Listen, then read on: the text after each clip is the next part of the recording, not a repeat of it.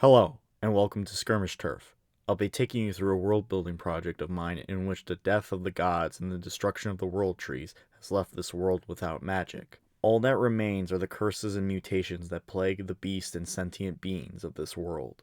Life moves on and you either adapt or go extinct. And no other race quite adapted as well as the Boar Men. To summarize for those who haven't seen the last video, the Boarmen were created as a brute force race to act as hunting game and gladiator slaves for the orcs, one of many of the gods' rotten and spoiled creations.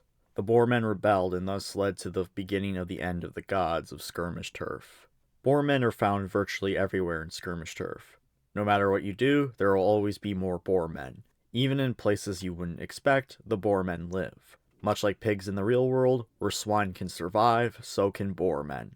While this means a lot of warmer climates, there are plenty of boarmen that survive winter. Thus we introduce hill hogs, the boarmen that survive the cold. These particular boarmen possess a coat of hair that covers their entire body from head to hoof. While most boarmen possess some kind of hair, it tends to be short and bristly. Aside from denser hair, hill hogs also tend to have more facial hair and larger hooves for walking in the snow. However, in the modern era, they always wear some sort of shoe, so it just makes finding the right boot size just a bit harder. Boarmen tend to live near some other civilization, mostly to mooch off others. This is because they're pigs and they act like it. As a result, they tend to get chased off by any means necessary. Of all the boarmen, though, the hill hogs are the most tolerated. They tend to have more self-reliance and respect to local cultures than other boarmen. They're renowned for their woodworking skills and are reliable lumberjacks. Hill hogs are also good with machines and metal as well. They often have to repair their tools as often as they use them because if a boarman has something, they are going to use it and abuse it. This also means that during times of war, hill hogs can get creative in the worst ways possible. Fertilizers can become gunpowder, tools of construction become tools of deconstruction, and tractors become tanks. This particular boarman is struggling to get a chainsaw back up and running. He's got a quota to fill and the trees won't cut themselves. This piece is meant to capture his front and backside to demonstrate what the boarmen look like from multiple angles. Originally I was going to give the boarmen tails, but I decided to go against it because it seemed too silly.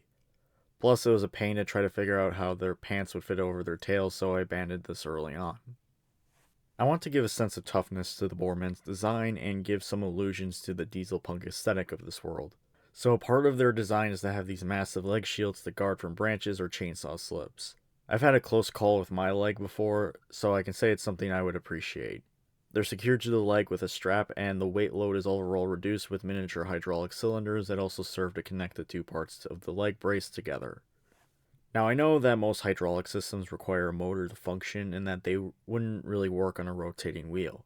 I hope you can forgive me and suspend your disbelief for the walking pigman with a chainsaw that has exaggerated teeth. I was mostly going for the look of a low-tech exoskeleton, and I like how it turned out. It was a pain to match up for the back view, though. Boarmen like to stick with what they got for as long as they possibly can, even if it would be less of a headache to get something new. This particular hill hog has radio headphones that only get a signal half the time, and a chainsaw that is very fond of flooding its own engine. It's from a shitty company that made shitty chainsaws until their inevitable bankruptcy. It has exhaust built into the handle because the designers were morons. Another thing my older brother pointed out is that most saws have their gas tanks on the bottom as opposed to the top here because the engine would otherwise heat up the gas. The reference pictures I used though had the gas fed from the top, so that might have been an issue some older chainsaws had. I'm sure fire hazards are the least of this boarman's concern, seeing how his wife is trying to eat his goggles. Yep, you heard me right. The center creature is a female boarman. As much as I like to claim that this is some kind of fourth dimension feminism of subverting fantasy tropes by having the female members of the race be monstrous, it's not. If this whole skirmish turf thing never takes off, I don't want weird furry shit being made of the boarmen. I'm aware that resistance is futile, but I can at least try.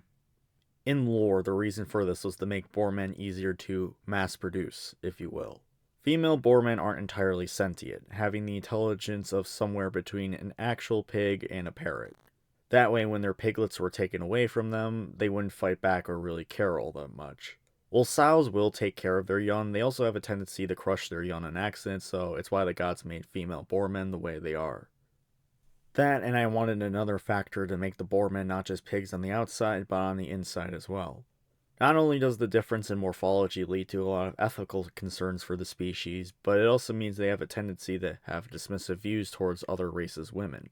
Despite being as ugly as possible, Boermen think their women are the best. Like I said, Boermen are pigs in every definition. This particular hill hog hasn't had the decency to put some clothing over his wife. Most non-Boermen individuals might assume that female Boermen don't exist. Many that see a female Boerman assume to be some sort of mutant pig rather than 50% of their population. I really only had one goal of making the female Boerman as ugly as possible, with warts, wrinkles, and stringy hair covering their body. I took inspiration not just from giant forest hogs, but also hairless chimps and hippos as well.